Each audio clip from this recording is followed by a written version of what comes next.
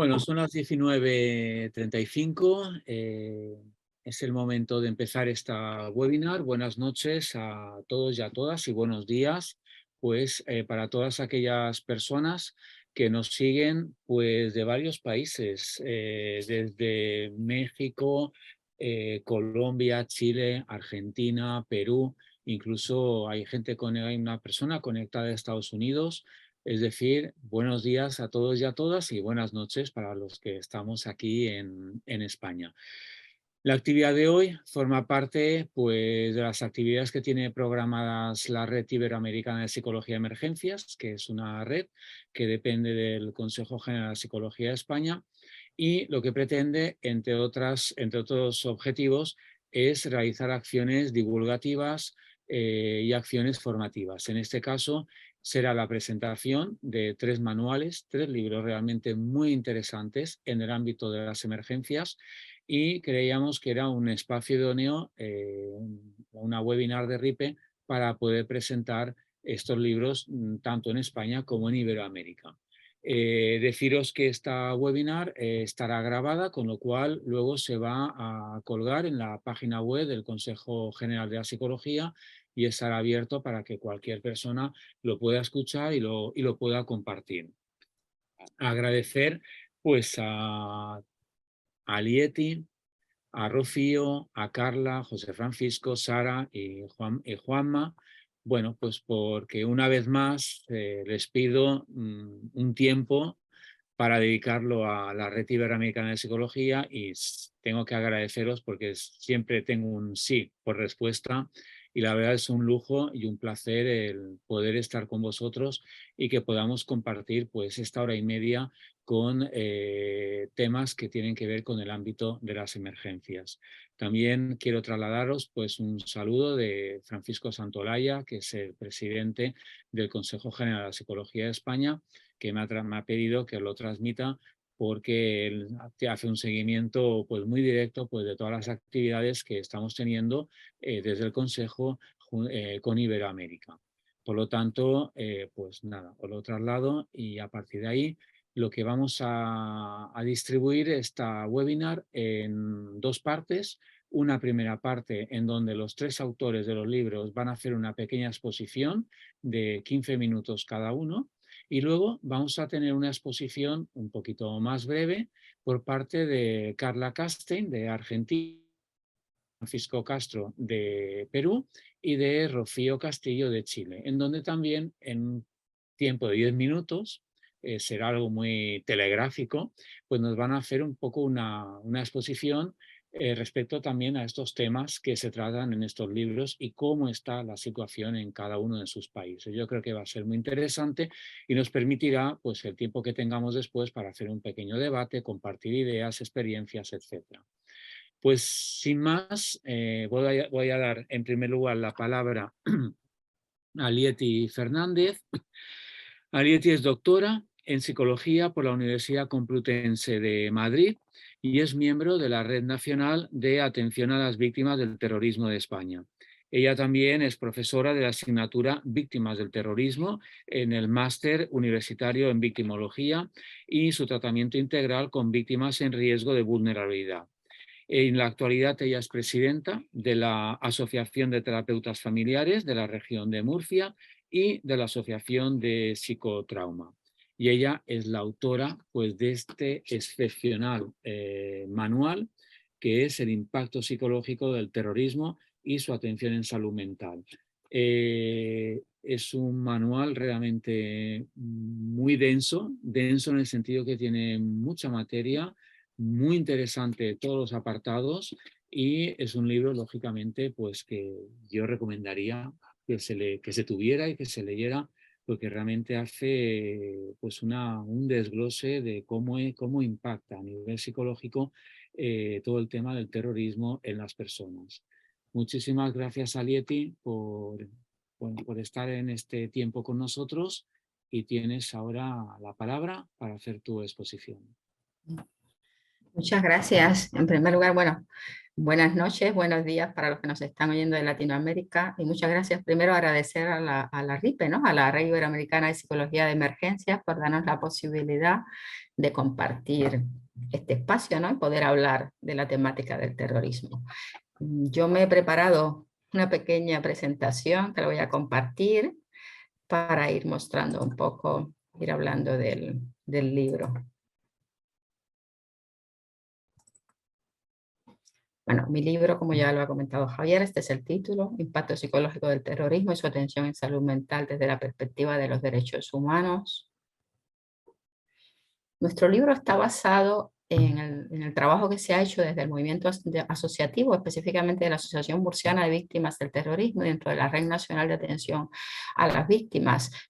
Nuestras víctimas son víctimas de ETA, de la banda terrorista ETA, que ha operado en España, operó durante más de 50 años, ¿no? Y por eso nos permite hacer un trabajo y ver cuáles son las consecuencias de este impacto, no solo a corto, sino a muy largo plazo. Las víctimas que nosotros atendemos, se produce la intervención 20 o 25 años después de los atentados, con lo cual el impacto, podemos ya hacer un estudio de este impacto, no solo en la primera generación, sino que ya vamos viendo cuáles son las consecuencias en la segunda generación de víctimas, los hijos de esos niños que sobrevivieron al terrorismo o de aquellos que tuvieron algún familiar muerto o desaparecido durante estos ataques.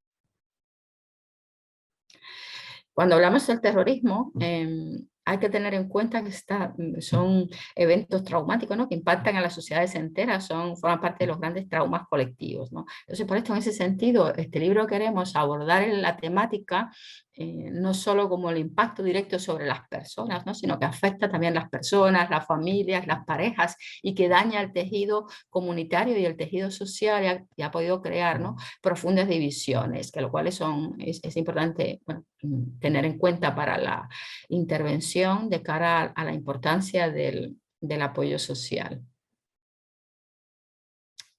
Hemos recogido en el capítulo, en España tenemos la suerte de contar con el equipo de investigación de la Universidad Complutense de Madrid, dirigido por la profesora Maripaz García Vera, que aquí en el libro he intentado recoger las investigaciones que han realizado ellos acerca de cuáles son esas consecuencias psicopatológicas del terrorismo sobre las personas, sobre los trastornos mentales más comunes, los tipos de víctimas más afectadas, el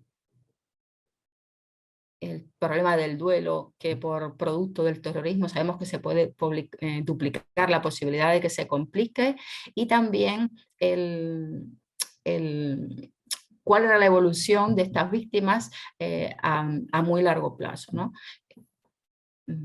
Recogemos las investigaciones que se han desarrollado en esta área, las revisiones de la literatura internacional y los estudios que se han hecho aquí con población española.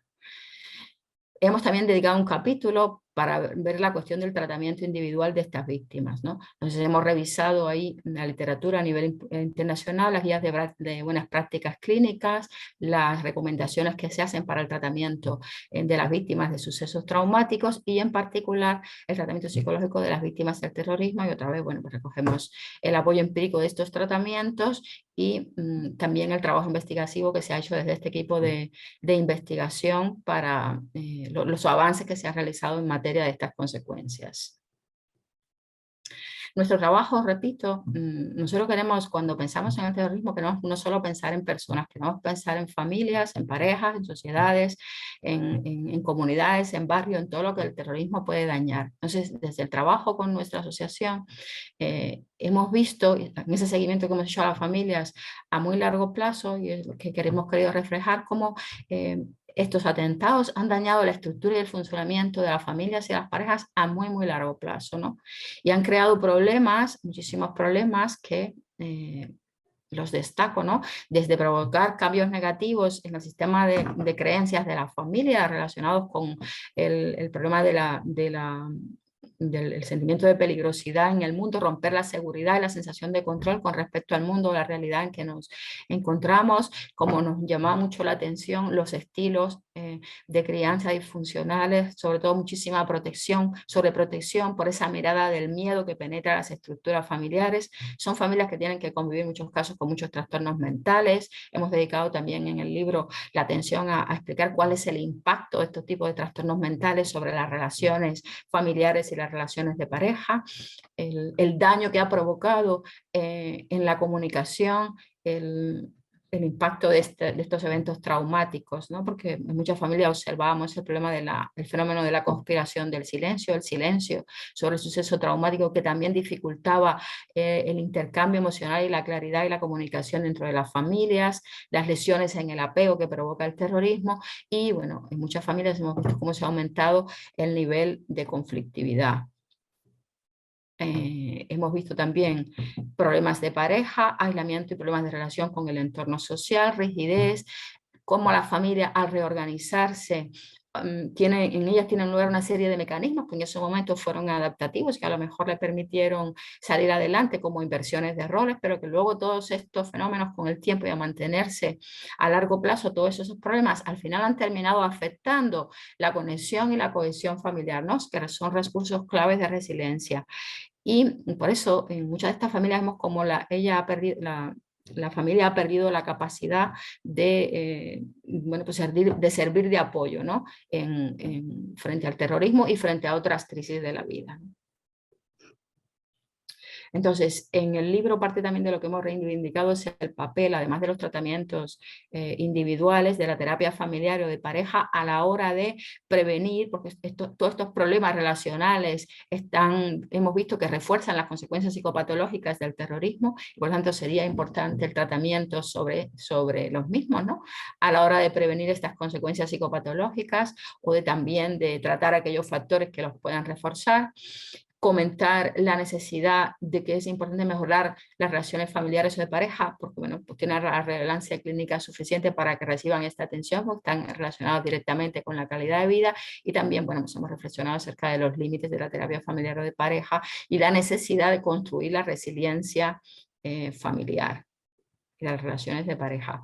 Hemos dedicado apartados para hablar de los problemas de intervención, las estrategias, ¿no?, que nosotros recomendábamos, que hemos realizado en nuestro trabajo práctico, y también siguiendo ahondando en la literatura a nivel mundial sobre qué recomendaciones existían en estos casos para la intervención familiar. En la cuestión de las relaciones de pareja, tuvimos la oportunidad de realizar un ensayo clínico con la Universidad Complutense de Madrid, que esto dio lugar a una tesis doctoral, y creamos un protocolo de terapia de pareja, ¿no? Un estudio piloto que hicimos, que resultó ser efectivo para el tratamiento de los problemas de relación que tenían estas familias a muy largo plazo. Y en el libro, bueno, pues comentamos la cuestión de la terapia de pareja en víctimas del terrorismo. Otro de los problemas cuando nosotros estudiamos ese impacto del terrorismo que nos vamos encontrando, por esto comentaba que ya vamos analizando la segunda generación, es la cuestión de la transmisión intergeneracional del trauma. Ya vamos viendo, tenemos muchos casos donde vemos cómo, aquí un genograma que os he puesto en la familia, cómo ya en las segundas generaciones se contagian muchos de los problemas del terrorismo que tienen que ver con cogniciones negativas, con los problemas en la regulación de las emociones, las lesiones en el apego, síntomas de ansiedad, depresión, síntomas somáticos, ¿no? Esto que vamos encontrando coincide con investigaciones que se han efectuado en el contexto de la guerra, porque en contexto de terrorismo hay menos estudios que aborden la transmisión intergeneracional a muy largo plazo, como lo hacemos nosotros, ¿no? Y que coinciden con investigaciones que se han hecho en el contexto de la guerra. Hemos dedicado un capítulo para abordar la cuestión de la pandemia, porque de la pandemia hicimos un seguimiento de las víctimas del terrorismo, y no nos debe extrañar que dos sucesos traumáticos como pueden ser la pandemia y el terrorismo se hayan potenciado, ¿no?, o acentuado de esa función de lupa que ha hecho la pandemia, ¿no?, que ha maximizado.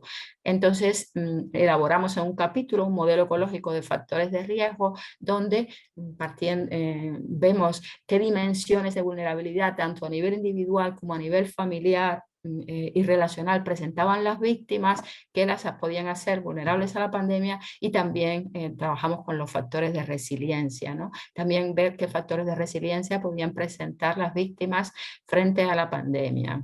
en esta revisión que hemos hecho de las consecuencias en la segunda generación y de la pandemia que abordamos en el libro, hemos reflejado varios casos donde se observa que otra vez nuevamente tenemos un genograma donde vamos observando en esta tercera generación las consecuencias que ha tenido en la primera generación, estas 4 personas que hay aquí, en sufrir la pandemia y las consecuencias que ha supuesto para sus hijos, ¿no? Y bueno, pues así a breve corto plazo vemos como hay una serie de trastornos mentales que ya se van repitiendo y ocurren en la segunda generación. Como comentaba, en ese modelo hemos trabajado los factores de riesgo frente a la pandemia. Planteamos una perspectiva centrada en los derechos humanos. Y ustedes dirán, bueno, pero ¿qué es esto de la atención en salud mental según los derechos humanos? ¿No? Como aquí lo comentamos, no hay salud sin salud mental. La salud es un derecho humano. Sabemos Sabemos que según datos de UNICEF, solo el 2% del presupuesto sanitario del mundo se dedica a salud mental, ¿no? Y la necesidad, evidentemente, de hacer intervenciones en salud mental.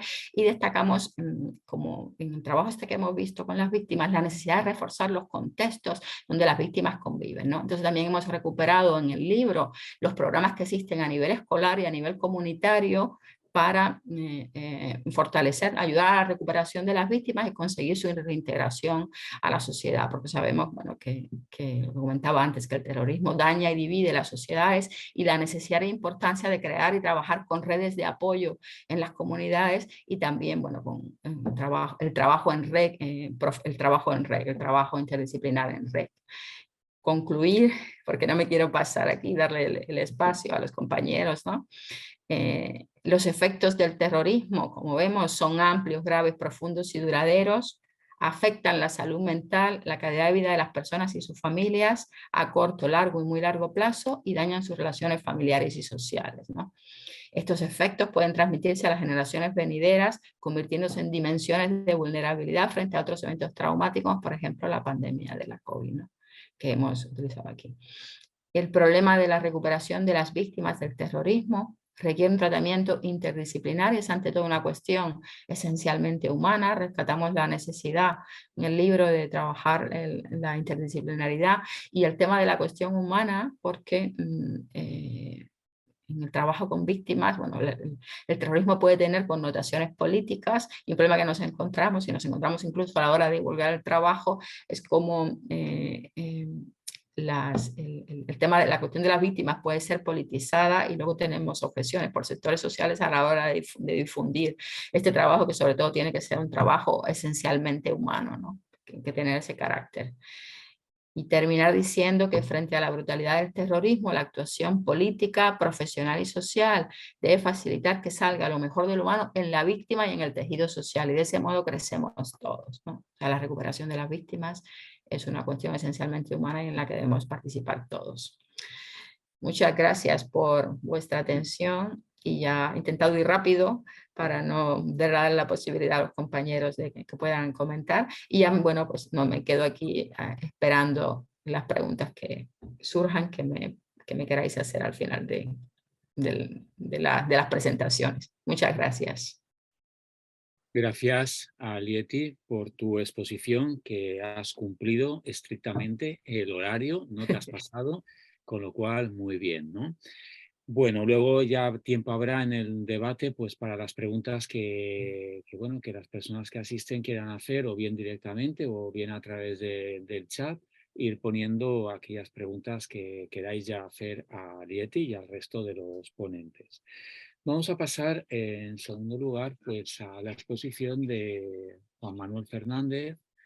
Una vez más, Juanma, pues agradecerte el que estés aquí hoy con nosotros para dedicar parte de tu tiempo a compartir pues ese libro, que también es muy interesante, y hay que decir, para ser justos, que es un libro que está publicado por Juanma y por Marina Fernández Navas. Yo creo que es lo correcto, porque también ha participado ella en la elaboración del libro. Yo creo que conocemos a Juanma, pero evidentemente lo que sí que tenemos que decir es que es doctor en psicología, es profesor de la Universidad de Granada y psicólogo clínico. Desde hace muchos años lleva trabajando de forma muy activa en el ámbito de las emergencias. De hecho, él fundó el Grupo de Intervención en Emergencias y Catástrofes, el GIPEC, de Melilla, y fue uno de los primeros psicólogos acreditados como experto en psicología de emergencias y catástrofes por el Consejo General de la Psicología de España. Además, él es autor de bastantes investigaciones, de artículos, y como persona muy inquieta que es intelectualmente, pues siempre está pensando en nuevas investigaciones, nuevos proyectos para llevar a cabo. Dicho eso, pues te paso la palabra, Juanma, para que puedas hacer una pequeña exposición del libro Psicología aplicada para profesionales de la intervención en emergencias, que va destinado básicamente pues, a policías, a bomberos, a personal sanitario, a militares y a aquellos otros profesionales que directo o indirectamente están trabajando o en contacto con el mundo de las emergencias. Juanma, es tu tiempo, adelante y gracias.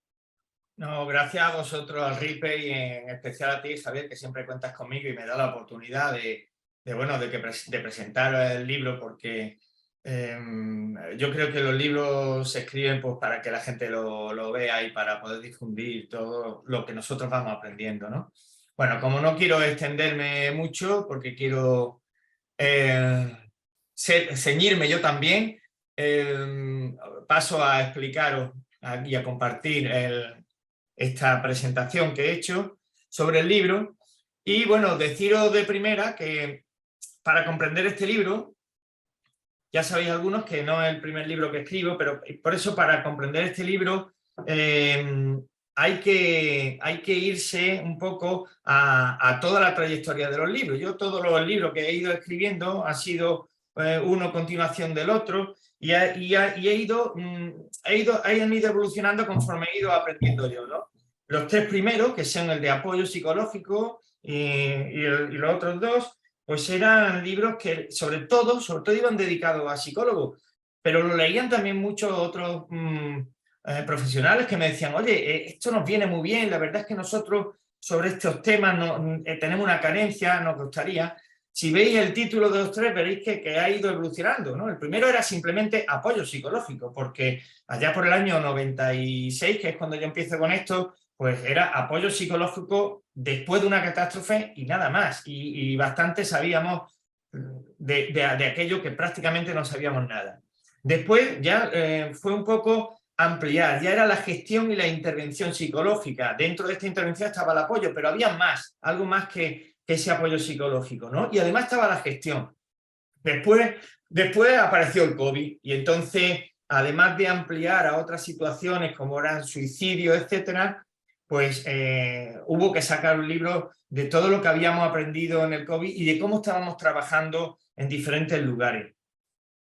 Bueno, estos tres, como veis, están muy dirigidos a psicólogos, y entonces me faltaba verlo desde otra perspectiva, y entonces me planteo hacer el libro que vaya dirigido más específicamente a otros profesionales, aunque también va dirigido a psicólogos. Los psicólogos también van a sufrir estrés, los psicólogos también tienen que intervenir, por lo tanto, engloba a todos los profesionales que de una u otra forma pueden estar implicados en una emergencia.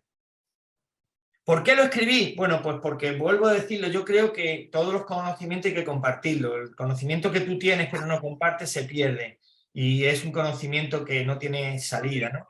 Entonces, bueno, pues Marina y yo nos planteamos, vamos a poner vamos a plasmar ese conocimiento y vamos a compartirlo.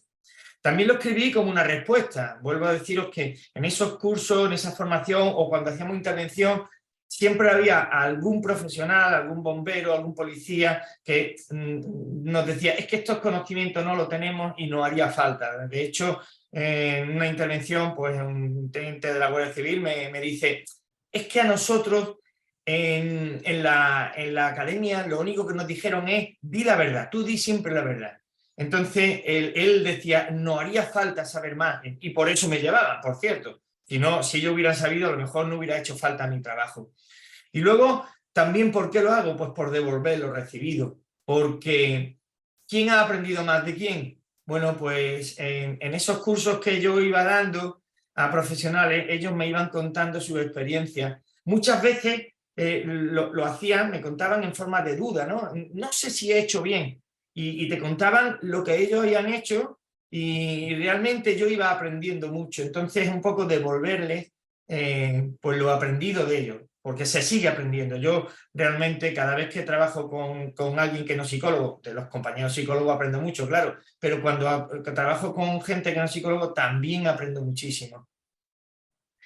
Entonces, este libro, cuando surge con dos polémicas. Una de ellas es el fomento del intrusismo. Es decir, hay muchos compañeros psicólogos que cuando yo digo que quiero dar un curso pues, para policía y tal, policía, bomberos, sanitarios, me dicen un poco, hombre, es que formar en psicología a otros cuerpos puede dar lugar al intrusismo, ¿no? Y yo siempre les respondo lo mismo. Yo todos los años hago un curso de reanimación cardiopulmonar y periódicamente también hago un curso sobre primeros auxilios de fortuna y a mí no se me ocurre decir que soy médico o ponerme a hacer cosas que pueden hacer un sanitario o un bombero, que también todos los años en la jornada hacemos una jornada de cómo apagar incendios, pero si hay un bombero yo lo voy a dejar, si hay un sanitario yo lo voy a dejar. Pero si me hace falta en una emergencia, en una gran catástrofe, está bueno que yo sepa de lo que ellos saben y está bueno que ellos sepan de lo que yo sé. Y luego la otra polémica es la intervención en zona cero. Hay muchos compañeros que piensan que no tenemos que intervenir en zona cero, es decir, en esa zona de gran impacto. Bueno, deciros que hoy Melinda Edrefi, compañera nuestra, psicóloga, está en Ucrania, me ha mandado un vídeo sin luz, con una linterna, donde se escuchan los bombardeos.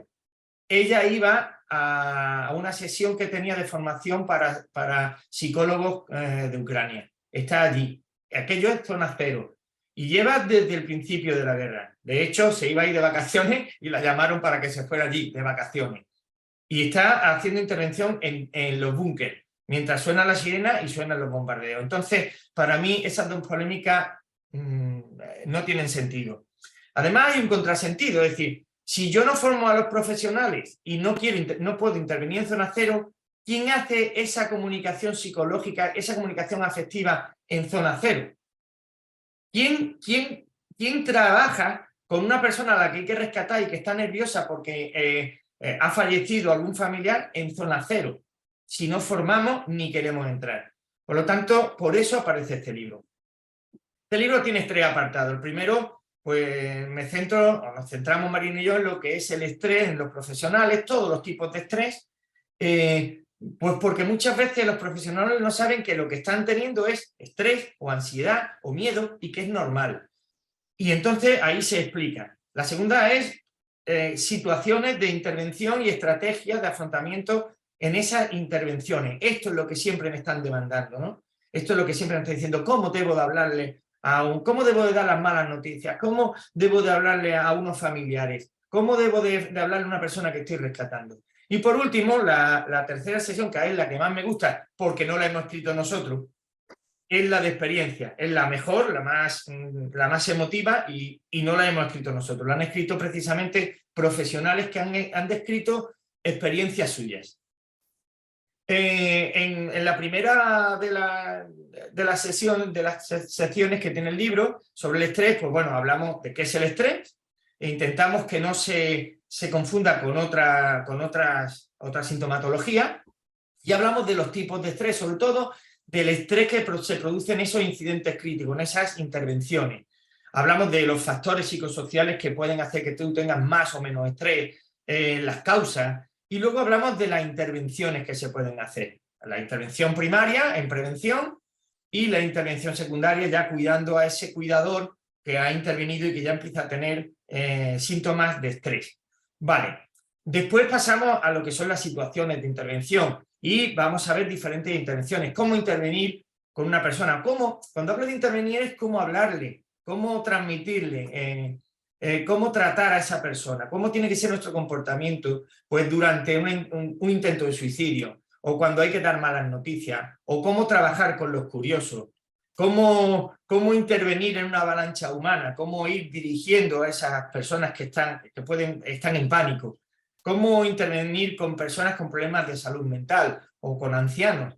cómo hablar durante el rescate o durante los primeros auxilios, cómo permitirnos el humor negro, porque el que no ha intervenido en estas situaciones no sabe que el humor negro es la gran medicina que tienen los intervinientes. Muchas veces los intervinientes se sienten un poco molestos. Ay, fíjate, me reí, o gastamos una broma, no sé si hice bien. Oye, sí, hiciste tan bien que es que sin eso no eres capaz de sobrevivir a las situaciones a las que te tienes que enfrentar una y otra vez. Y luego hablo de habilidades de comunicación en general, ¿no? En general. Por último, como he dicho, están las experiencias, y ahí tenéis el nombre de cada una de las experiencias. Están escritas por guardias civiles, sanitarios, personal de ambulancia, policías, bomberos. Cada uno, yo les pedí que eligieran una situación por la que hubieran pasado y que le hubiera impactado emocionalmente mucho. Y bueno, me encontré con una sorpresa tremenda, porque pensaba encontrarme historias buenas, pero no son buenas, son fantásticas. De hecho, hay gente que ha comprado el libro, que lo ha leído y que me ha mandado correos, que tampoco sé cómo han conseguido mi correo, pero me alegro mucho de que lo hayan conseguido. Y se han puesto en contacto conmigo, y precisamente de lo que más me hablan es cómo se han identificado con alguna de esas historias. Y bueno, los autores de esas historias, pues aquí los tenéis.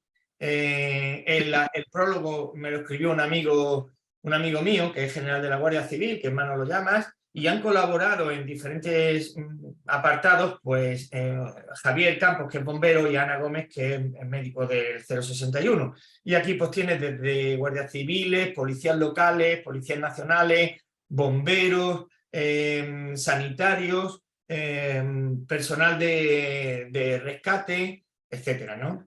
Y bueno, y muchas gracias, y espero no haber sido un tostón. Muchas gracias, Juanma. Como siempre, muy interesante todo lo que planteas. Es cierto que 15 minutos no da para mucho, pero dejas al público pues con las ganas de comprar el libro, que de eso se trata también. Muy bien, pues pasamos a la tercera exposición de Sara Liébana. Muchas gracias, Sara, por compartir este espacio. Ella es profesora y coordinadora del Practicum de la Universidad Europea de Madrid. Es investigadora del Grupo de Investigación, Intervención y Tratamiento en Psicología Clínica y de la Salud de la Universidad Complutense de Madrid desde el año 2015. Ha sido profesora en las 4 últimas ediciones del Diploma de Formación Continua de la Universidad Complutense de Madrid, junto con la Asociación Víctimas del Terrorismo, en atención integral a víctimas de atentados terroristas. Ella actualmente está en proceso de depósito de su tesis doctoral acerca de las creencias disfuncionales y su relación con la sintomatología emocional en víctimas de terrorismo. Sara, estaremos pendientes de cuando defiendas la tesis doctoral, pues luego poder hacer algún tipo de actividad para dar a conocer pues esa tesis doctoral, que estoy convencido que va a ser muy interesante, con unos resultados o unas conclusiones también muy interesantes. Lo importante, y por eso está aquí Sara, es que ella ha sido jefa de sala del servicio telefónico de primera atención psicológica ante la crisis del coronavirus. Es un dispositivo que puso en marcha el Consejo General de la Psicología de España junto con el Ministerio de Sanidad durante los meses del confinamiento. Además, ella ha trabajado como psicóloga en atención al duelo en el Servicio de Psicología Sin Fronteras y Albia. Y ella también tiene también una trayectoria en cuanto a su labor docente, pues porque ha sido profesora en varias universidades.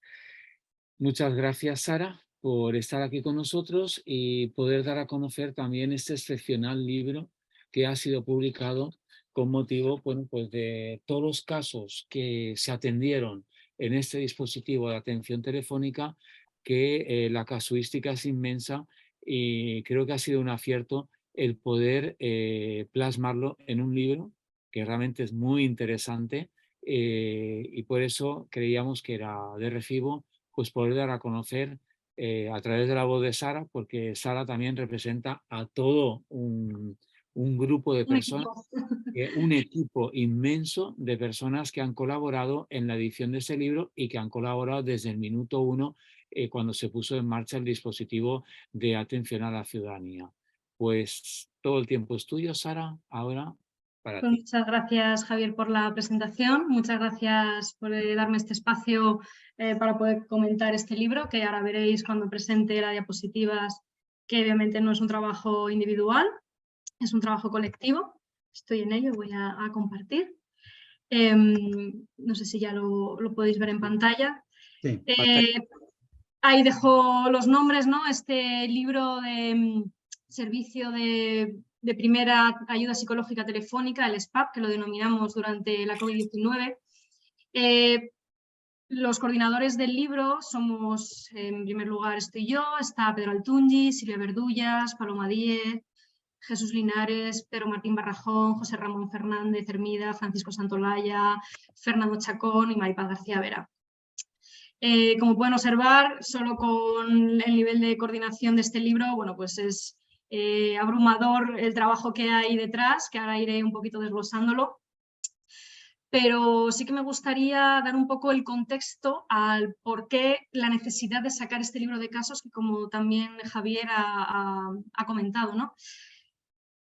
Nos remontamos a la época del coronavirus, esos momentos que estábamos confinados en casa, nos confinan allá por mediados de marzo, y en mediados de marzo, desde el Consejo General de la Psicología, con el Ministerio de Sanidad, dicen aquí hay que hacer algo, aunque sea un servicio que amortigüe unas necesidades que se presuponían que iban a surgir porque los servicios sanitarios se iban a colapsar.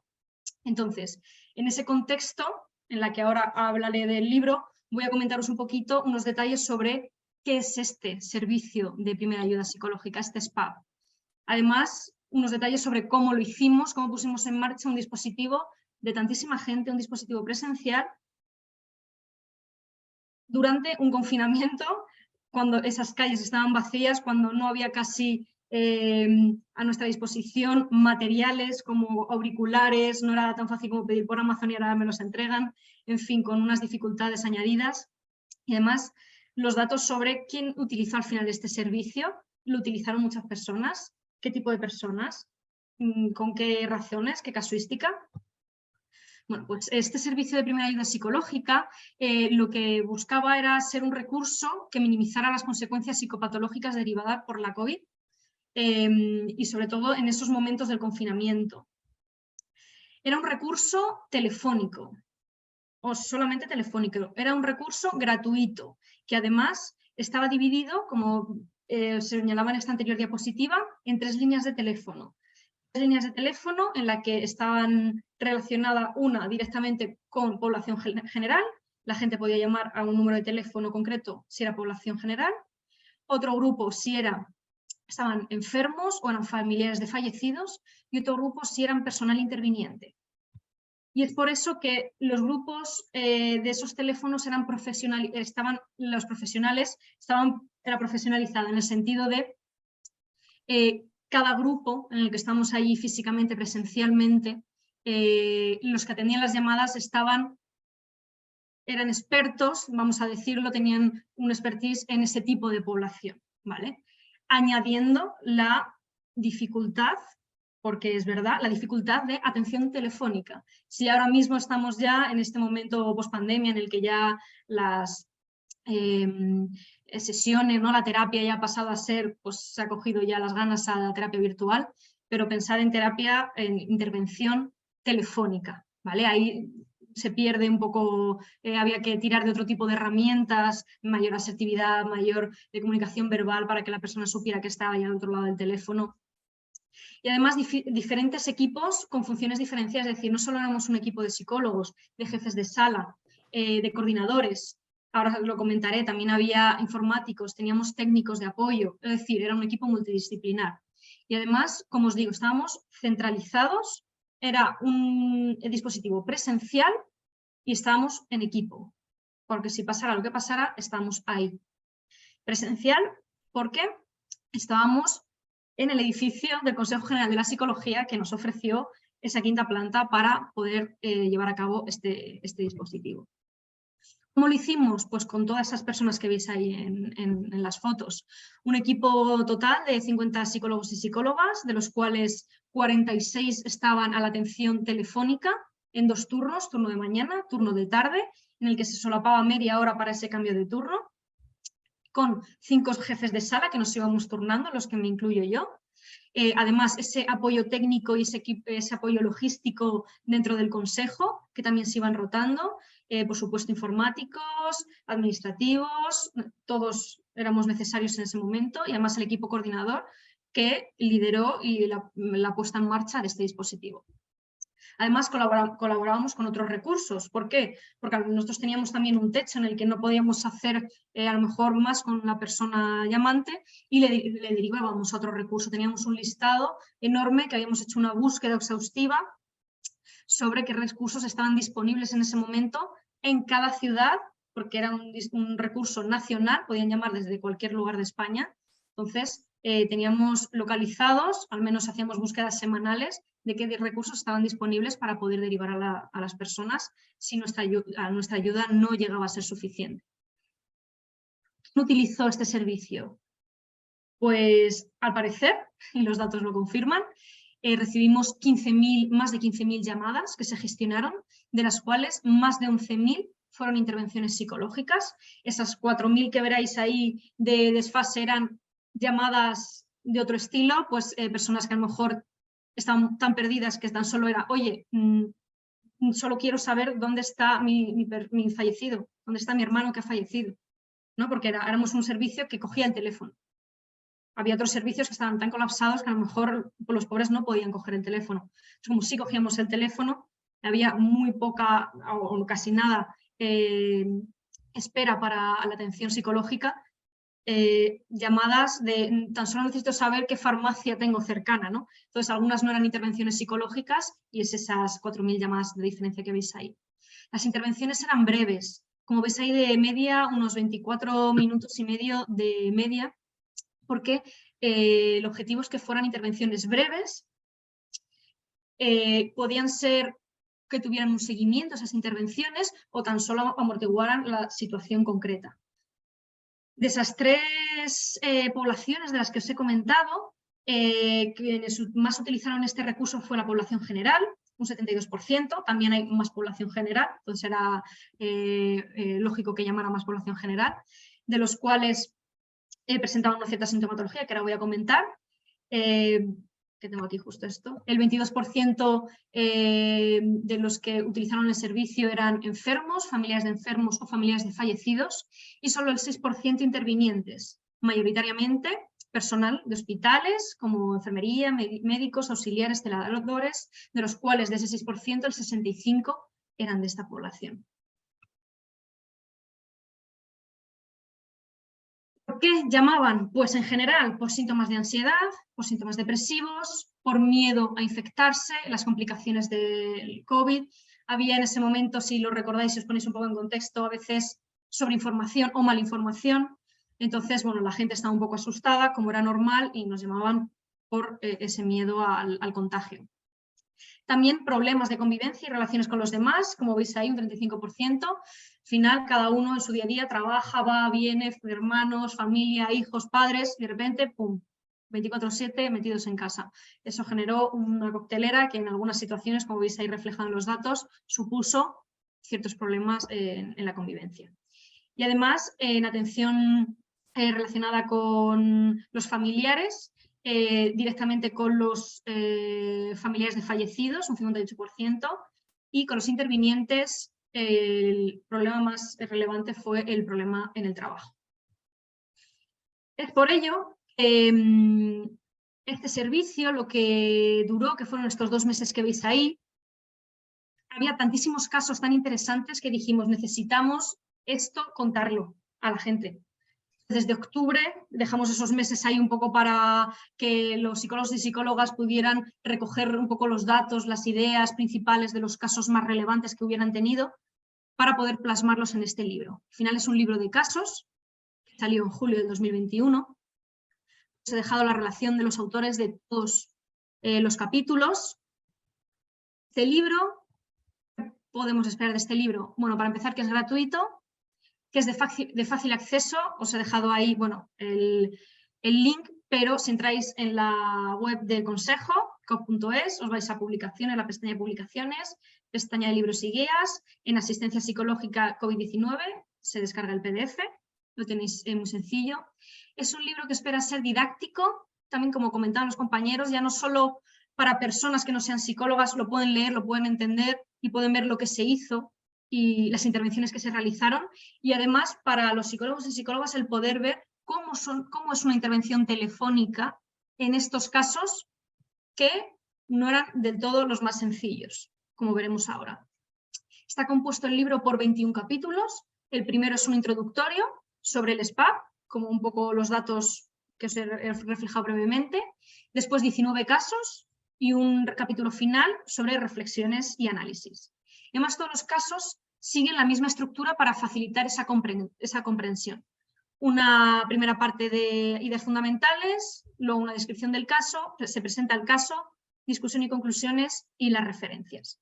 Si os parece, en estos últimos minutos que me quedan, que tengo aquí, yo me he puesto mi temporizador para no pasarme, os voy a comentar con una chuletilla que me he hecho un poco una línea sobre todos los casos que se ven aquí reflejados para que os podáis hacer una idea. El primer caso que nos encontramos se titula Juntos y revueltos, hacer una vida en familia durante un confinamiento. Aquí en este caso lo que pretende la autora es reflejar el abordaje de un problema familiar que se ha desencadenado por el confinamiento, en el que se intervienen con dos miembros de la misma familia. Una familia que además son dos hijos con altas capacidades, ¿vale? Entonces, el cómo gestionar esos problemas que está sufriendo la familia y además cómo intervenir con varios miembros de la familia. Otro caso de estas compañeras, y si me preocupo demasiado. Esta intervención lo que tiene como de valor añadido es que se interviene con la menor, con una niña de 6 años. Es la madre la que llama, preocupada por su hija, y con su consentimiento verbal de la madre se interviene con la niña porque está preocupada por lo que está sucediendo, y es como este valor, ¿no? de este caso, el intervenir con una niña de manera telefónica sobre problemas de ansiedad. Varios casos vamos a ver de duelo, como es de esperar, ¿no? En un libro así. El adiós de Pablo. En este caso es un caso de duelo infantil durante la pandemia. Este caso pierde a su abuelo, entonces cómo se aborda el duelo, el acompañamiento del duelo a un niño de 6 años, ¿vale? Un niño bastante pequeño. Cojo la puerta y no me voy. Límites a un adolescente durante el confinamiento. Aquí es un caso que que lo hemos visto mucho, y es problemas familiares, problemas que ya venían de antes, que explotan o se intensifican durante el confinamiento. Cuando la empatía ahoga. En este caso es el abordaje de la carga psicológica de una auxiliar de enfermería que está en una residencia de ancianos de la Comunidad de Madrid. Yo creo que con decir estos datos os podéis hacer una idea de la carga que estaba viviendo esta mujer durante estos meses del confinamiento y las responsabilidades que estaba teniendo que ejercer como auxiliar de enfermería en una residencia de ancianos. Enciende el respirador. ¿Cómo se hace? Yo creo que este título está muy bien elegido, porque es la ansiedad, el abordaje de la ansiedad de una enfermera que se enfrenta en la primera línea del COVID y literalmente nunca había tenido que enfrentarse a esas situaciones porque estaba haciendo tareas, estaba haciendo responsabilidades que no eran las suyas. Vivir sin nosotros, intervención en un caso de duelo múltiple por COVID, en este caso una familia que fallecen la madre y el padre de una mujer con 6 días de diferencia. Entonces, el cómo gestionar y abordar ese duelo. Quiero que vivas por los dos. En este caso, otro duelo de una mujer, de un hombre, perdón, que pierde a su mujer y no se ha podido despedir de ella, y cómo hacer ese proceso del duelo. La voluntad en la llamada, el abordaje de una mujer con una depresión que se intensifica en esta situación del confinamiento. Otro caso de duelo infantil, alcoholes y mi abuelo. Se nos olvidó, otra duelo, en este caso de una mujer que ha perdido a su padre, que estaba en una residencia. ¿Puede el miedo al contagio alterar nuestras vidas? En este caso, la gestión y el abordaje de la sintomatología ansiosa, la tristeza, la apatía y la sensación de pérdida de control en esta situación de confinamiento y de pandemia. Acompañando a personas olvidadas, intervención telefónica breve en trastorno mental grave. En este caso, una persona, ya me está avisando esto, en este caso una persona que ha perdido, que tenía trastorno mental grave, discapacidad intelectual, y no ha podido ir a sus recursos asistenciales diarios, y el cómo se aborda este caso mediante un apoyo telefónico. Confinamiento de otras formas de alucinar, el primer brote psicótico de una persona y cómo lo aborda la familia. Obsesión y psicosis son 2 casos y cómo se hace el diagnóstico diferencial. La pandemia que colma el vaso, casos con condiciones clínicas previas, como os he comentado. La pandemia y el confinamiento exacerbó síntomas que ya estaban anteriormente. Una muerte traumática más allá del coronavirus. Había más cosas que sucedían aparte de ese confinamiento. Y estos 2 últimos casos son la gestión de una ideación autolítica en curso y cómo se gestionó y se abordó durante esa presencialidad con los jefes de sala, ahí queda reflejado. Y no me quiero extender más para dejar paso al resto de compañeras. Muchas gracias a todos por vuestra atención. Os dejo ahí la referencia por que podéis acceder al libro con total libertad. Además, como estamos en una red, en un espacio tan internacional, para que pueda llegar a todos los sitios. Muchas gracias. Gracias, Sara. Realmente es un libro muy bueno que refleja, pues, de forma exhaustiva todo el trabajo que se ha hecho en este dispositivo, y trabajando, pues, de manera muy intensa, porque conozco a bastantes personas que han colaborado y me estaban contando en su día, pues, cómo se estaba trabajando y la intensidad de las llamadas, y bueno, lo difícil que han sido algunas, pues, para poder gestionarlas bien y adecuadamente, ¿no?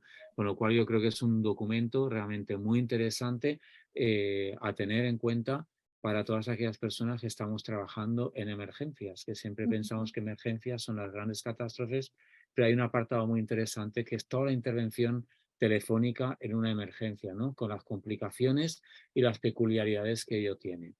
Bueno, sin más dilación, vamos a pasar ahora a la segunda parte de la webinar, en donde nuestros 3 invitados van a tener un tiempo máximo de 10 minutos cada uno, porque creo que luego el debate pueden salir cosas muy interesantes. Entonces vamos a dar paso, en primer lugar, a Carla Castell. Ella es licenciada en psicología, es argentina.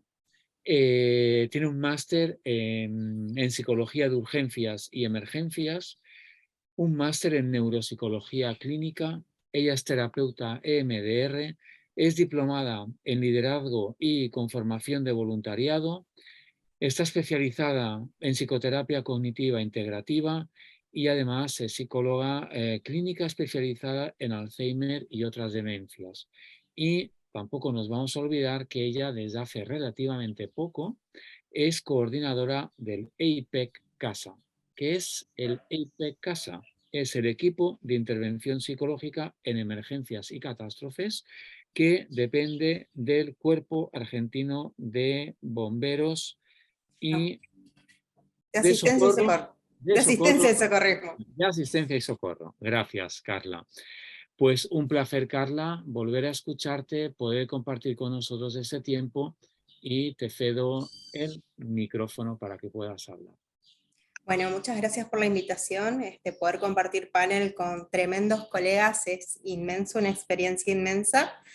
Así que bueno, un poquito del recorrido que hemos tenido, un poco los psicólogos que nos desempeñamos en el campo de emergencia en Argentina. Siempre suelo decir en las ponencias que Argentina tiene un tablero muy variado, y si hay algo que hemos aprendido en tiempo de coronavirus y en lo que hemos llevado en esta parte de desarrollo, los psicólogos que nos desempeñamos en el campo, es la diversidad de escenarios con los que nos encontramos. El año pasado, el Sistema Nacional para la Gestión Integral de Riesgos, SINAGIR, de Argentina, creó un registro donde se fueron asignando RORs. Los RORs son básicamente la posibilidad de poder intervenir y dar acreditación a las instituciones que tienen capacidad de respuesta a nivel nacional. Estos ROR nos ordenan, se han repartido 10 en Argentina, y permitieron que nosotros, los psicólogos que nos desempeñamos en el campo, más allá de los que estaban metidos en el cuerpo de bomberos, podamos empezar a ganar terreno en el campo de las emergencias. Si bien Argentina tiene una ley de voluntariados, nos encontrábamos con el desafío, más allá de nuestro código de ética, de poder intervenir en las distintas regiones sin sanciones legales, porque para poder intervenir necesitábamos tener matrícula de la provincia donde íbamos a intervenir, no estábamos librados de tener sanciones legales, tanto civiles como éticas, por intervenir sin la autorización de los colegios en las distintas provincias. Como ya veníamos trabajando de lo que con anterioridad era la red de psicólogos especializados en catástrofes con los distintos equipos, fuimos haciendo un sondeo de las necesidades, y a partir de ahí y desde la identificación de lo complejo que es la atención en emergencias, que demanda una preparación jurídica, educativa, social y sanitaria, fuimos haciendo énfasis en el trabajo con los equipos. A partir de la distribución de los ROR, lo que logramos es que el Sistema Nacional para la Gestión Integral de Riesgo nos habilite a trabajar en el equipo del CASA, en este caso, donde se creó una variación donde por primera vez fuimos incluidos los psicólogos. Desde entonces nos encontramos trabajando en un conjunto de escenarios muy diversos, donde la verdad que es un desafío y también fue una arista impensada para nosotros desde el campo de las emergencias. Empezamos a trabajar dentro de los COE, que son los Centros Operativos de Emergencias. Pudimos meter al psicólogo en el armado de los protocolos y empezar a pensar las lógicas de la intervención desde el armado del protocolo, entendiendo la necesidad de pensar las singularidades del abordaje psicológico en los distintos tipos de intervenciones. Nos hemos descubierto trabajando en migraciones que están más del orden de la peregrinación. Nos hemos encontrado con poder cubrir crisis de ansiedad en las últimas migraciones. De hecho, ha sucedido algo muy extraño. Al principio, cuando trabajábamos con los equipos, nos planteamos la necesidad de formar a los intervinientes en psicología de emergencia, pero nos encontramos nosotros con la contracara de empezar a ganar más terreno en lo que ameritaba, sea el armado de los protocolos, el pensar el lugar de los psicólogos dentro de los carpones, cómo se iban a hacer los corredores para poder trasladar a las víctimas dentro de los carpones, y también las vicisitudes propias de las intervenciones. Hasta ese momento ninguno de nosotros dentro de la IPEC se había planteado con qué desafíos nos podíamos encontrar, por ejemplo, en una peregrinación.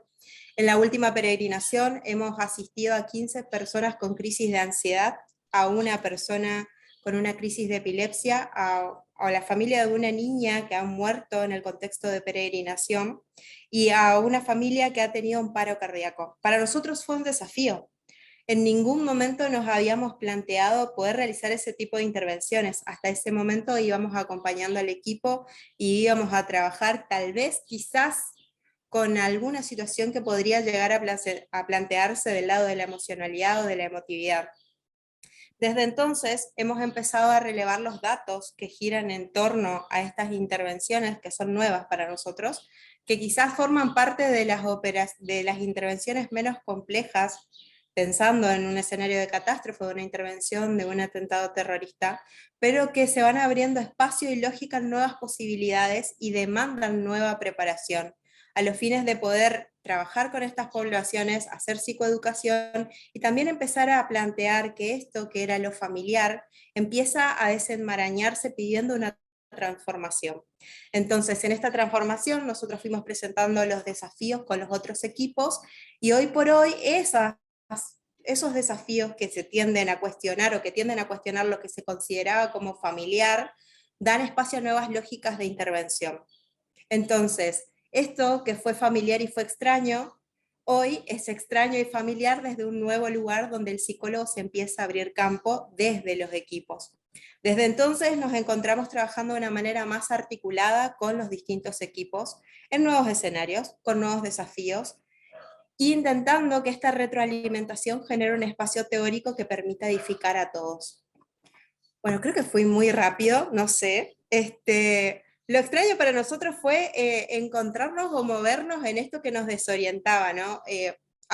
Nos habíamos formado, habíamos intervenido, habíamos trabajado con compañeros que se desempeñaban en el campo de bomberos, que hacían rescate con perros, pero todas estas nuevas amenazas o todos estos escenarios que eran indescifrables para nosotros, nos exigieron salir a reconfigurarnos como equipo y pensar cuál era el lugar más allá del interviniente y del autocuidado del interviniente, sino también empezar a articular con estas políticas que son públicas en Argentina, pero que ameritan reconfiguraciones todo el tiempo para poder hacer un análisis del CROSS que mejore las intervenciones a nivel país. Así que bueno, un poquito del recorrido en Argentina eso, donde hoy las instituciones tanto públicas como privadas pueden articular desde el SINAGIR, que evalúa quiénes son los que tienen capacidad de respuesta y quiénes pueden ir a intervenir a partir de una llamada que activa todos los roles. Muy bien, Carla, gracias por estar dentro del tiempo que tenías asignado y así no nos pasamos. Vamos a dar paso ahora a José Francisco Castro, es psicólogo. Él es presidente de la Sociedad Peruana de Suicidología, que está haciendo un trabajo muy interesante de visibilización de esa problemática tan acuciante como es el tema del suicidio. Además, él, de ser docente, pues en algunos máster, en algunas formaciones, tanto aquí en España como en Perú y en otros países de Iberoamérica, él es desde hace poco miembro del Comité de Especialidades del Colegio de Psicólogos del Perú y en concreto en el ámbito de la psicología en prevención de la conducta suicida. Yo creo que es realmente pues, un mérito el poder formar parte pues, de este comité de expertos. José Francisco, muchas gracias por aceptar la invitación a compartir este espacio con nosotros y tienes la palabra. Muchas gracias, Javier. Gracias, Carla. Gracias, Elite. Perdón. Sara y Rocío. Bueno, como dice bien Francisco, Javier, perdón. Yo me encuentro en Madrid desde hace 20 años aproximadamente. Tengo estudios también de sociología. He sido difusor de derechos humanos en Perú, he sido militar y además psicólogo y en el campo de las emergencias también colaboro en un máster de la Universidad de Málaga. Yo lo que le quería más que todo traer a colación de lo que han desarrollado en cuanto a las generaciones que pasan eventos de traumas. En nuestro país vivió terrorismo desde el año 1980 hasta 1992, que se trató de apagar un poco de ello, pero eso no ha concluido todavía hasta la fecha, porque todavía quedan rezagos en el BRAE.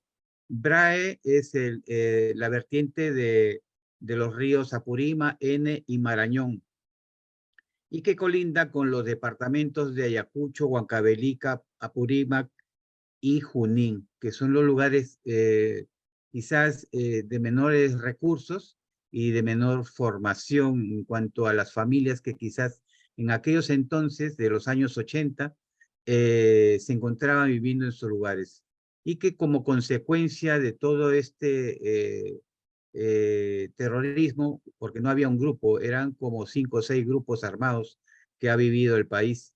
Sendero Luminoso, el Movimiento Revolucionario Tupac Amaru, Rodrigo Franco y otros más que han habido. Entonces, el tema cayó en el año 1992 cuando fue capturado Abimael Guzmán con toda su cúpula en Lima, porque las ciudades de provincia eran atacadas constantemente.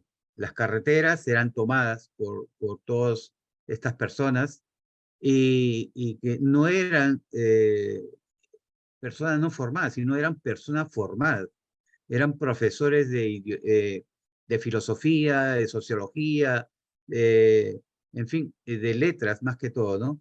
Habían universidades tomadas por estos grupos armados y ya cuando hubo el cambio de gobierno con Fujimori, pues indudablemente llevó una transformación del país en sus momentos más acertados, como también ha tenido momentos no acertados, ¿no? Y como habla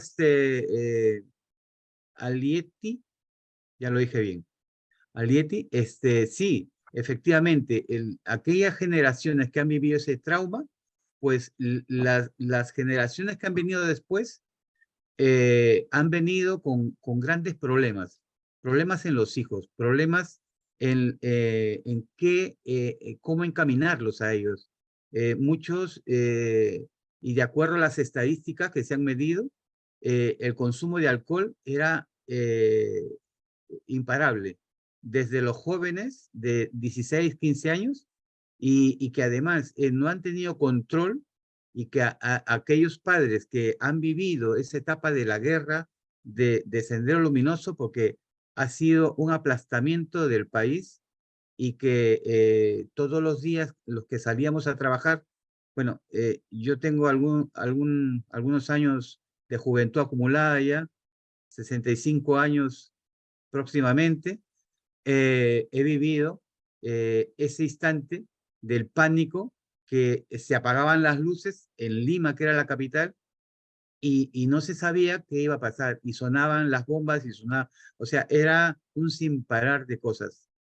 No era Navidad, ni mucho menos Año Nuevo, pero se escuchaban más bombas que en esos momentos que se dan, ¿no? Y los muertos y la policía tenía un déficit bastante grande en cuanto a formación, en cuanto a personal, y realmente a la fecha todavía quedan rezagos en este lugar específicamente. Y estamos hablando más o menos de unos 40.000 kilómetros cuadrados, donde este río recorre todos esos departamentos, ¿no? Pero ahora, ¿qué sucede? Ya este grupo armado ha declinado en cuanto a su accionar, pero ha quedado el otro que está con el narcotráfico. Entonces, en función de ello, ya ha salido incluso un grupo político que se llama Movadef. Movadef es el movimiento por la amnistía y los derechos fundamentales, ¿no? Y este grupo trata de introducirse en los estamentos de lo que son gobierno y políticas. Pero indudablemente, donde ha habido mucha guerra, mucho trauma y todo ello, pues ha creado muchos problemas indudablemente en nuestro país. Por ello, que también de los países vecinos que han también vivido todo ello, han generado mucha violencia, muchos grupos de delincuentes prácticamente.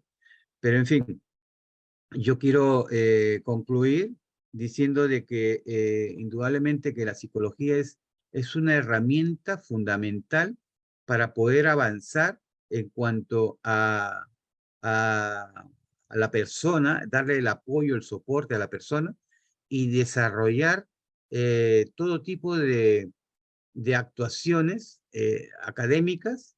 Es cierto de que en Perú no, hasta la fecha que se ha presentado esto, no había un especialista en cuanto a lo que era suicidios. Tenemos un grupo de 30 personas que estamos haciendo investigación, 2 investigaciones en cuanto a ello, creando una herramienta para poder trabajarla y creando voluntariado en las diferentes universidades del país a nivel nacional. Y con los colegios regionales, lo que estamos haciendo es unir a todos ellos en un solo paquete, formarlos de tal manera que avale la universidad y empiece toda una transformación en todo este trabajo de lo que es conducta suicida. Y en lo que ha sido las emergencias, pues en el año 94 tuve la suerte de proponer a la universidad más grande del país, que es la César Vallejo, el perfil de esta actividad, de este trabajo, de lo que es las emergencias y desastres, y ya se llevan ya en diferentes universidades esta especialidad o esta asignatura. Pues nada, agradecerles a grandes personas que son ustedes, que han podido generar esto, este manual, estos libros.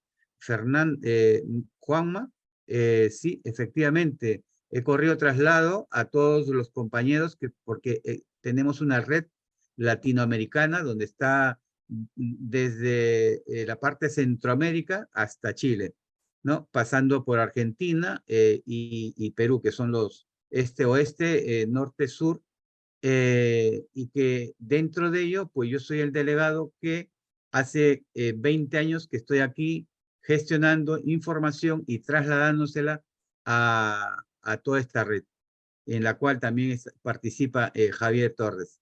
Muchas gracias por todo y me siento bastante halagado de poder estar en este staff de profesionales y que todos los días aprendemos algo. Muchas gracias. Gracias a ti, José Francisco, por tu exposición y por compartir con nosotros pues, cómo está esta lacra que es el terrorismo, que ha sido pues, para muchos países y entre ellos Perú también. Y por último, vamos a dar paso a Rocío Castillo. Ella es psicóloga por la Universidad Santo Tomás de Iquique, de Chile. Ella tiene un máster en Psicología de Emergencia y Urgencias por la Universidad Cardenal Herrera de Valencia, lo estudió aquí en España. Tiene formación profesional en primeros auxilios psicológicos por la Universidad Autónoma de Barcelona, también de España. Ella es diplomado en Gestión de Servicios de Salud Mental en el Sistema de Atención Pública de Salud de la Universidad de Chile. Es diplomada en Intervenciones en Salud Mental para Organizaciones Públicas de Salud en la Universidad Diego Portales, y ella es además el referente técnico de la Unidad de Salud Mental de Seremi de Salud de Tarapacá y coordinadora de la Mesa Regional en Salud Mental y Apoyo Psicosocial. Y por último también es la encargada de gestión de acciones para el cuidado de la salud mental del personal de APS en el Servicio de Salud Viña del Mar de Quillota. Muchísimas gracias, Rocío, por estar con nosotros y compartir aunque sea pequeño espacio que tenéis ahora, por compartirlo con nosotros, que nos sirve también para conocer pues, cómo está en Chile toda la situación. Muchísimas gracias y es tu turno. Gracias, Javier, por la invitación. Agradezco, ¿verdad?, también a las personas que antes expusieron. Estoy muy contenta de estar con ustedes hoy. Ya llevamos un tiempo trabajando con Javier, con el Consejo General de Psicología, en diversas jornadas que hemos tenido de prevención de suicidio, salud mental, entre otros temas. Bien, voy a compartir una presentación breve. Sé que tenemos un tiempo acotado. Les pediría saber si se ve la presentación. ¿Sí? Sí. Súper. Bien, gracias. Perdona, Rocío, tendríamos que apagar todos los micros porque se oye una voz de fondo y mantener solamente el tuyo, Sí. Rocío. Sí. Denme un segundito.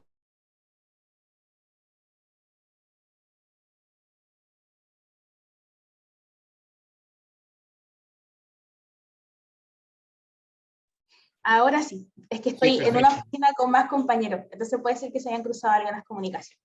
Pero vamos a continuar, ahora sí. Bueno, comentarles primero que nada, bueno, Chile, ustedes saben, a través quizás de las noticias o de la prensa, hemos tenido varias situaciones de emergencia, como acá lo expongo, situaciones volcánicas, tsunamis, sistemas frontales, incendios forestales, lo cual nos ha llevado a construir, ¿no es cierto?, un modelo de protección de la salud mental en la gestión de riesgo y desastre, el año 2019. Es importante decir que hubo un suceso muy importante para nosotros como país, que fue el 27 de febrero del año 2010, en donde en el sector sur, en la zona sur de Chile, hubo un terremoto de gran magnitud. Esto lamentablemente generó el fallecimiento de varias personas, además de los daños materiales y problemas en las viviendas. A partir de este evento se ha ido fortaleciendo cada vez más la salud mental dentro de los contextos de emergencia y desastre, a través, por ejemplo, de un trabajo conjunto entre Chile y Japón, que fue un periodo de trabajo del año 2014 al 2018, lo que concluyó, ¿verdad?, en este modelo de protección de la salud mental.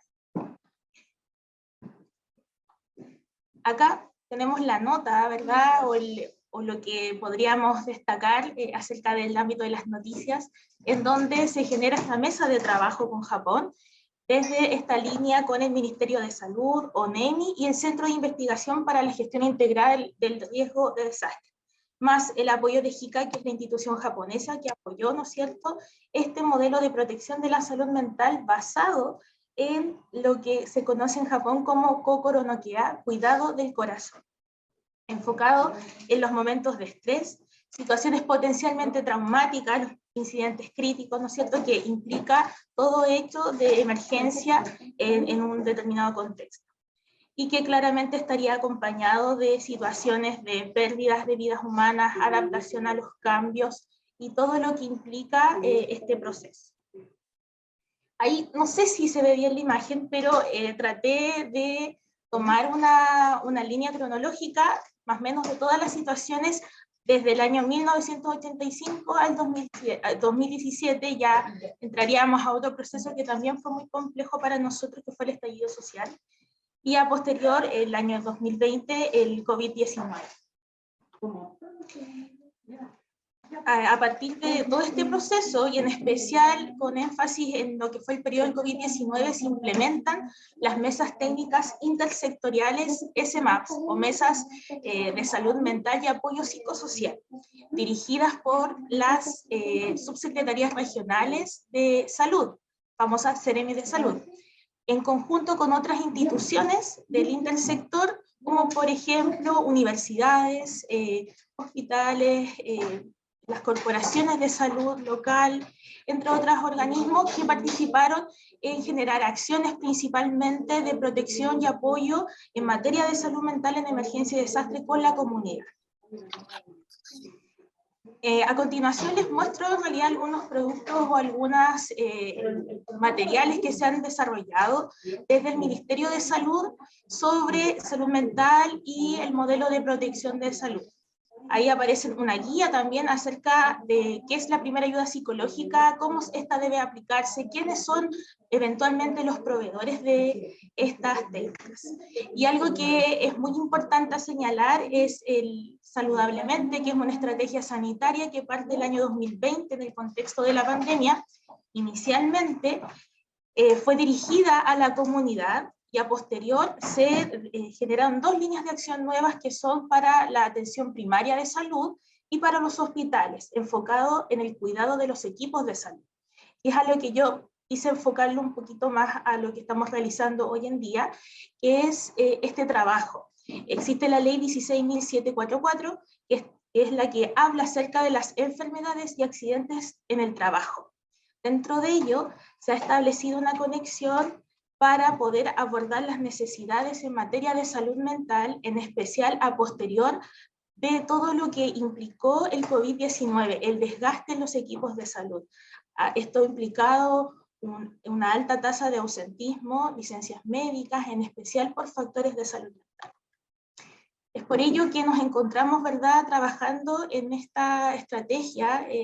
Ya cumplimos un año de que se haya puesto en marcha, de poder implementar medidas inmediatas para el cuidado de la salud mental del personal de salud, donde principalmente algunos de los aspectos a tratar es el poder accionar de manera coordinada con la organización, los equipos y las personas, ¿verdad?, todo lo que implique poder generar acciones para el cuidado, tener tiempos para pausas activas, espacios, ¿verdad?, para recuperación, tener instancias también de reflexión a nivel organizacional sobre lo que van apareciendo como necesidades. Y finalmente, ya de esta manera concluye haciendo una exposición general de lo que hemos estado desarrollando en Chile sobre estos temas, y estamos muy contentos de lo que se ha generado. Es una plataforma de atención de salud mental para los equipos de salud, exclusivamente para ellos. sobre atención médica y psicoterapia, hasta 12 sesiones que hacen parte de la estrategia Cuidar a los que nos cuidan de salud digital. Muchas gracias. Muy bien, gracias Rocío por tu exposición. Y ahora, sin más, no tenemos mucho tiempo, pero podemos entrar en el espacio de debate. No hay aún ninguna pregunta, pero está abierto ya tanto el chat como el apartado de ruegos y preguntas, pues por si alguien o incluso alguno de vosotros también quiere compartir algo o quiere hacer alguna pregunta a algún otro ponente, pues no hay ningún problema. Yo tengo aquí alguna pregunta que siempre hay que tenerla para romper un poco, pues, el hielo, ¿no? Y tenía aquí, pues, para Lieti, vamos a ver, es que es muy complicado el tema del terrorismo, cómo se está viviendo, porque hay una cosa muy interesante que has dicho y es el silencio de las víctimas, que muchas veces las víctimas lo que quieren es el silencio y parece que si no hablan es que aquí no ha pasado nada. ¿Cómo se trabaja el tema del silencio y luego cómo se ha trabajado un poco todo el tema de la reparación o el perdón, mejor dicho, ¿no? Es decir, porque sabes que ha habido una época, una etapa en donde, bueno, pues se hablaba mucho del perdón a los terroristas porque era una forma de seguir adelante y de cerrar esa, bueno, pues esa situación. No sé, eso, bueno, un poco desde la Asociación de Víctimas del Terrorismo, un poco desde tu punto de vista, cómo se vive ese tema, cómo cómo se trabaja, si se ha podido trabajar a nivel psicológico. A Sé ver. que es un poco complicado, la situación y el Sí, tema. son dos preguntas complicadas. Bueno, la primera, el silencio. El silencio es un mecanismo de defensa de las familias cuando el dolor y el sufrimiento es muy alto, forma parte de la evitación emocional que hacen las personas a nivel individual, pero también el sistema familiar, ¿no? ¿Esto es adaptativo? Pues a veces al principio, por supuesto que es adaptativo, puede serlo, porque el nivel de sufrimiento puede ser tan alto que los miembros de la familia no pueden hablar de esto entre sí, ¿no?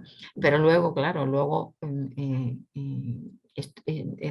que no se hable, el que no se exprese, lleva a la dificultad del procesamiento, ¿no? Del trauma y de los duelos, sobre todo lo que puede estar aparejado al terrorismo. Entonces, en algún momento hay que restaurar la comunicación sobre el suceso traumático y trabajar para que no haya secretos, ¿no? En la familia. Es verdad que ese silencio familiar, ese silencio personal también está unido al silencio social y eso es importante. O sea, hay muchas veces que no se favorece desde fuera, ¿no? O no se ha favorecido, por ejemplo, en la historia del terrorismo de España durante años, o sea, la familia o no se hablaba de esto a nivel social o se les pedía indirectamente que guardaran silencio, con lo cual ese silencio individual y ese silencio familiar va unido al silencio social, ¿no? Y hoy en día nos encontramos el problema de que las sociedades quieren pasar página muy rápido, tienen una memoria muy corta de las cosas, ¿no? Y sin embargo las víctimas, ¿no? El trauma ya sabemos que es estar ahí esclavado en el pasado, ¿no? Entonces esa diferencia de procesamiento entre la sociedad que quiere pasar página y olvidar, ya lo estamos viendo incluso con la pandemia de esta que hablábamos, ¿no? Queremos pasar páginas sin revisar o sin repasar a nivel social, ¿no? Que, cómo se ha llegado hasta aquí, lo que se puede aprender de esto, ¿no? Entonces, claro, esto también es otro problema hoy en día, ¿no? Que es ese supuesto silencio social, cómo repercute y dificulta la recuperación y el procesamiento de las víctimas, ¿no? Sobre todo a lo mejor a veces en países como el nuestro, donde no se ha hecho pues, seguramente un repaso colectivo, un reconocimiento total del daño moral, ¿no? Que se han podido sufrir a las víctimas, a lo mejor de una manera más colectiva, más oficial. Entramos con el tema del perdón, que es un tema también bastante complejo, ¿no? El perdón, bueno, lo que está claro es que las víctimas, sí es cierto que necesitan un reconocimiento moral a nivel social, a nivel político del daño, ¿no? Que se ha tenido. Si tuviésemos peticiones públicas de perdón a nivel colectivo, también posiblemente favorecería el procesamiento social de esto, ¿no? En algunos países esto pues se ha hecho y en el nuestro pues a lo mejor se han hecho como algunas iniciativas, a lo mejor un poco más individuales, pero menos realizadas. Hay una parte muy interesante de esto que se trabaja desde lo jurídico y donde la psicología interviene, que es el tema de la mediación penal, ¿no? Hacer mediación penal, lo que se llama la justicia restaurativa, que es intentar esos encuentros, ¿no? Entre las víctimas y los victimarios, ¿no? Que ahí hay algo que se hace para favorecer o facilitar el proceso del perdón. El perdón es una cuestión psicológica, ya lo sabemos, compleja. Muchas víctimas están traumatizadas. El trauma se sabe que daña la capacidad también para perdonar, y entonces creo que es un proceso muy complejo, ¿no? Porque al final es una cuestión muy individual también, no se puede obligar a la gente a que perdone. Creo que también son procesos muy individuales, son procesos complejos, y es verdad que son procesos difíciles, que seguramente para muchas víctimas sería lo mejor porque podría resultar liberador, ¿no? Pero al final es una cuestión muy personal y muy compleja, y no deja de ser... incluso estos encuentros de justicia restaurativa no dejan de ser complejos, porque la víctima tiene que exponer su vulnerabilidad delante del victimario, y el victimario tiene que hacer un reconocimiento del daño que ha generado, ¿no? Entonces es complicado. Desde los movimientos de asociaciones de víctimas, esto es algo que no sé, es un tema delicado, ¿no? Quiero decir, no es algo que... Una cosa es el trabajo individual y otra cosa es ya ellos como colectivo lo plantean, ¿no? Pienso yo que si también hubiera peticiones públicas de perdón, facilitaría también, hubiese facilitado, ¿no? En cualquier caso, entiendo que habría que respetar a la persona que no Claro. quiera perdonar por las circunstancias que sean, en ese Claro, sentido. que es un proceso de libertad muy individual. Hay gente que quiere hacerlo y otra gente que no está preparada para esto. Claro. Carla, creo que querías comentar algo. Sí, Alieti. Bueno, Argentina es un país que ha sufrido mucho por el terrorismo de Estado.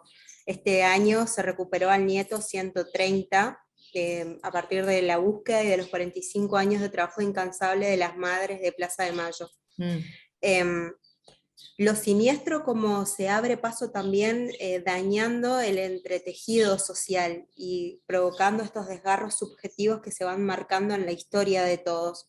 En Argentina, en los movimientos alrededor de la memoria, la verdad y la justicia, y sobre todo cómo esta necesidad de justicia muchas veces del lado de las víctimas no descree cualquier tipo de medida que el Estado pueda llegar a desplegar en función de esto, sobre todo porque en Argentina aún seguimos buscando nietos, aún seguimos trabajando con desaparecidos, y creo que la mayoría de los argentinos, me incluyo, tenemos algún familiar que fue víctima de algún atentado. Entonces, cómo esto se va metiendo en la historia de cada uno de nosotros y cómo este sentimiento de justicia va apareciendo y va de alguna manera dañando esta familiaridad y trasladando en extrañeza esto que es terrorífico para nosotros, que se vuelca desde lo siniestro y naturaliza muchas cosas. Y cómo lo complejo del duelo sin cuerpo también, sumando que en Argentina tenemos, se han encontrado muchas fosas comunes, entonces muchos de los cuerpos que se han recuperado inclusive han sido parte o pequeñas partes de lo que fueron los familiares. Entonces, un fenómeno sumamente complejo donde lo social, lo religioso también en otras culturas y lo político van muy de la mano con estas necesidades de las víctimas. Mira, tenemos en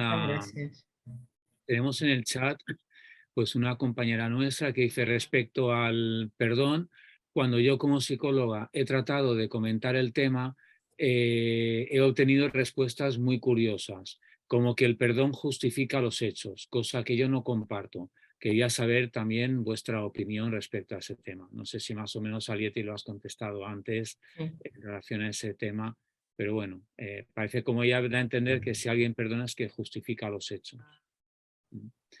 Luego ella dice, lo razono especialmente si hubo intencionalidad de hacer daño o fue producto de una guerra, de un arrebato, etc. Bueno, en definitiva plantea ella que es cierto que el tema del perdón es un tema pues bastante complejo y difícil a veces. José, sí. Micro. Sí, en Perú lo que se hizo es la Comisión de la Verdad. Esta Comisión de la Verdad lo que llevó a que se reparase de alguna forma moral a las personas desde el ámbito del Estado y que se sintieran quizás un poco compensadas en el dolor que habían sentido aquellas personas que quizás les habían robado los hijos para meterlos en la milicia, les habían matado a los familiares y todo esto causó un revuelo bastante fuerte en ello. Esta Comisión de la Verdad, más que todo, trató de reparar esa necesidad de que la persona se sienta aliviada porque en algunos casos no han aparecido los cuerpos de las personas, en otros quizás han sido mutilados y han aparecido por partes.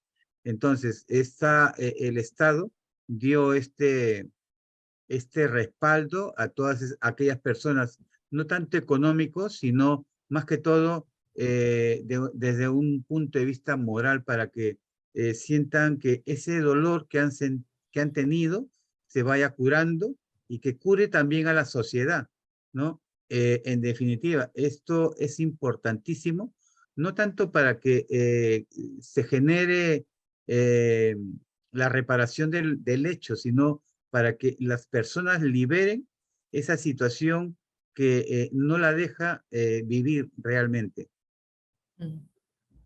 Muy bien.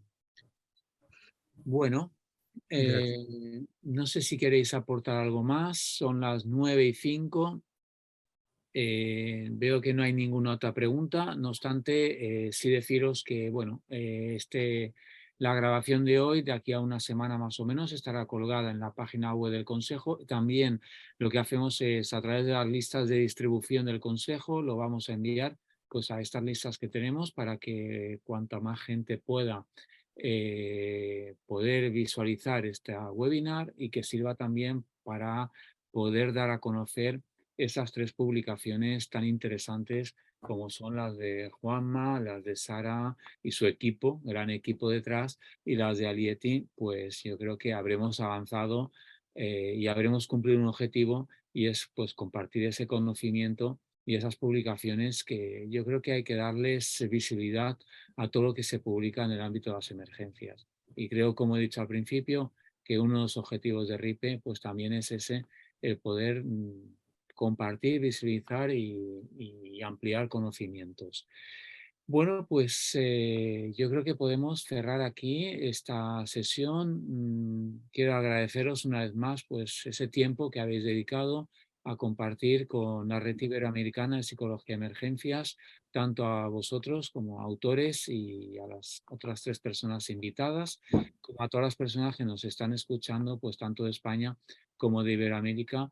Pues muchísimas gracias y nos veremos pues, en una próxima webinar que ya desde la Red Iberoamericana de Psicología de Emergencias vamos a ir trabajando de cara al año que viene pues a poder plantear algunas acciones formativas. Y desde aquí invito pues a todos vosotros que queráis hacer alguna sugerencia, pues de alguna propuesta de acción formativa, presentación de algún caso práctico, que yo creo que podría ser muy interesante también, compartir algún caso práctico, cómo se ha ido trabajando desde el inicio que somos activados hasta la finalización de la emergencia, pues cualquier cosa que queráis, os ponéis en contacto con nosotros y a partir de ahí pues miramos ya cara al año que viene de poder darle forma, darle contenido y poder organizar una más de acción formativa.